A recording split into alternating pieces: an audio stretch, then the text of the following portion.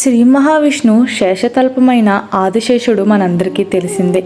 ఆదిశేషువు అనంతశేషుడు అని కూడా పిలువబడతాడు.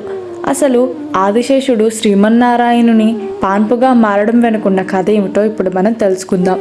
మన పురాణాల ప్రకారం ఆదిశేషుడు కశ్యప ప్రజాపతికి కద్రువుకు జన్మించిన పుత్రులలో జ్యేష్ఠుడు. తన తల్లి కద్రువ ఇతర భార్య అయిన వినత ఎడల చేసిన అన్యాయాన్ని, అలాగే తన సోదరులైన నాగులు అంటే సర్పాలు దుష్ప్రవర్తనను చూసి ఆదిశేషుడు విరక్తి చెందాడు. కుటుంబానికి దూరంగా వెళ్ళిపోయి గంధమాదనం, బదరికాశ్రమము, గోకర్ణము వంటి దివ్య క్షేత్రాలలో సద్గుణ సంపన్నుడై కఠోర తపస్సు చేశాడు. ఆదిశేషుని నిశ్చలమైన భక్తికి తపస్సుకు మెచ్చిన బ్రహ్మదేవుడు ప్రత్యక్షమై భూభారాన్ని వహించగల శక్తిని ప్రసాదించాడు.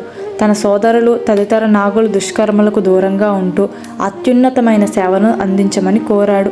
శ్రీ మహావిష్ణువు పట్ల అనంతమైన భక్తితో ఆయనకు శాశ్వత సేవకుడుగా మారాలని కోరుకున్నాడు. విష్ణుమూర్తి కోసం తపస్సు చేసి ఈ కోరికను విష్ణుమూర్తికి చెప్పారు. ఆదిశేషుని అచంచలమైన భక్తికి తపస్సుకు మెచ్చిన శ్రీ మహావిష్ణువు క్షీరసాగరంలో తనపై శయనించే భాగ్యాన్ని కల్పించారు. విశ్వానికి స్థిరత్వాన్ని ఇస్తూ ఆదిశేషుడు తన 1000 పడగలతో భూమిని మోస్తూ శ్రీ మహావిష్ణువుకు నిత్యం సేవ చేస్తుంటాడు.